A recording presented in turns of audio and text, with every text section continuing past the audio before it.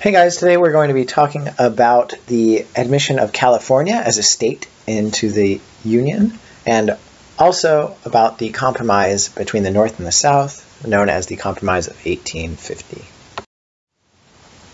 Here are the video goals. If you go ahead and write down the answers to these now while you're watching, you won't have to do it tomorrow in class.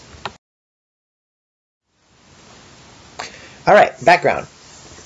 So, where do we stand now? The main story that we've been following is the tension between the North and the South. That is between the free states and the slave states. And so the reason there's so much tension is that the North and the South want different things. The free states want a high tariff to help build up cities, and they want to limit the spread of slavery because more and more people in the North are starting to believe that slavery is wrong. Slave states, on the other hand, want a low tariff because they want to trade with Great Britain, and they also want to spread slavery as far as possible because they think slavery is good, and they think that by spreading slavery it will help to protect slavery in the places where it already exists. The South, on top of being just disagreeing with the North, was also upset by the growing abolitionist movement in the North, and also by the Underground Railroad, which, remember, was a series of safe houses, not a literal railroad underground, that was leading, helping slaves to run away from the South to the North. And this was led and supported by Northerners. And the South, of course, didn't like this. And so that basically the only thing that was keeping the North and the South from fighting each other was that there was a balance in the Senate between free states and slave states. And as long as this balance was maintained, it seemed like the two sides would be able to avoid fighting. And this balance was maintained when Texas was admitted as a slave state in 1845, and Iowa was admitted in 1846 as a free state. On top of this, the Oregon Territory, which was not yet a state, was promised to become free in time. And so everything seemed like it was working out, everything was still balanced. But then something happened that threw off the whole balance, and this was the discovery of gold in California. Okay, so the discovery of gold in California kicks off something known as the Gold Rush, which is called that because lots of people rushed to California to get gold. So gold was discovered in 1848, the exact year that the United States took California from Mexico, bad luck Mexico. And as soon as gold was discovered, thousands of Americans began flooding into the area. And by 1849, there were enough people in California for it to apply to become a state. So California applied to become a state, and it applied to become a free state, so a state where slavery was illegal. And this is because not many slaves existed in California at the time that it asked to become a state. And so the South immediately objected to this, and tensions began to rise between North and South. The Southern states declared that they would meet and consider seceding from the Union if California was allowed to join the United States as a free state. Secede, remember guys, is just a fancy word for leaving. So the South was thinking about leaving the United States. And so what this meant is that something needed to be done quick, or else the United States might break apart into two separate countries.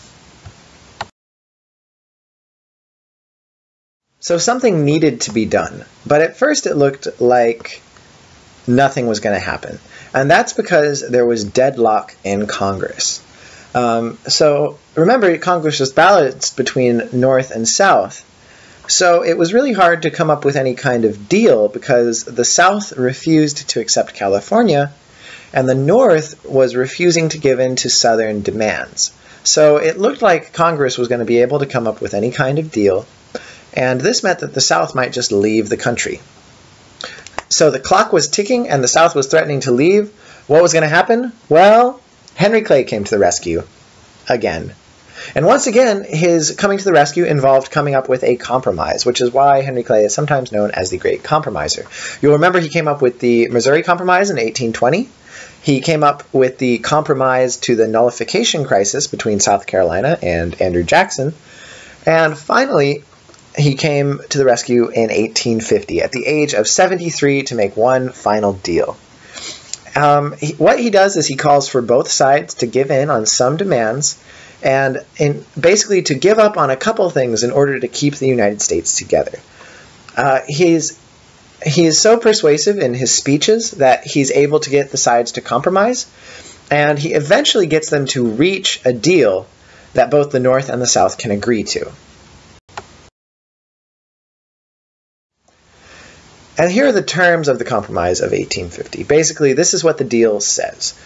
It's more complicated than this, but each side gives up two big things, and these are the two big things you need to know about. So the North gets two things that it wants. One, California gets to enter the Union as a free state. And this is huge for the North because it tips the balance of power in Congress in favor of the North. Also, it calls for the abolition of the slave trade in Washington, D.C. So the slave trade was supposed to have been abolished a long time ago, but it was still going on in D.C., and so it's finally ended there. And this is seen as kind of a first step towards the total abolition of slavery in D.C. In return for giving up these two big things, the South also gets two pretty big things. One is that all of the rest of the new territory that we got from Mexico in 1848 was going to be allowed to be open to slavery based on something called popular sovereignty. Popular sovereignty is just when the people in that state get to vote at the time that they're going to enter into the state on whether they'll be a free state or a slave state. So this meant that maybe some more slave states would come out of that territory that they got from Mexico. Second, a new fugitive slave law would go into effect. And what this would do is it would force the North to return any runaway slaves that made it out of the South. So basically, this was designed to kind of shut down the Underground Railroad, because even if slaves made it to the North, they weren't safe, because the South was allowed to send people up and basically drag the slaves back to the South. And this angered many Northerners and helped to cause new conflicts between the North and the South. But so anyway, these are the terms of the deal, and they work at least for a little while. Here are the effects of the Compromise of 1850. One is it prevents civil war, at least for a little while.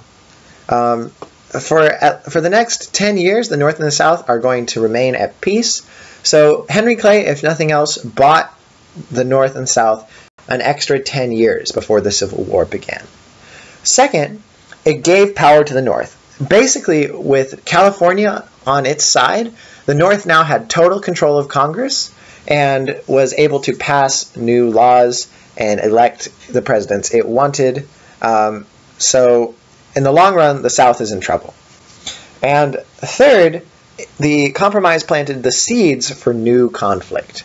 The fugitive slave law outraged the North and made the North more angry at the South than it ever had been before. And two, the idea of popular sovereignty would lead the South to try and expand slavery into new territories, not just into the New Mexican territories, but also into some of the territories in the Louisiana Purchase, places like Kansas. And this would lead to a lot of conflict and help to eventually to spark the Civil War. So the Compromise of 1850 really just buys time, but it doesn't do anything to resolve the fundamental conflict between the slave South and the free North.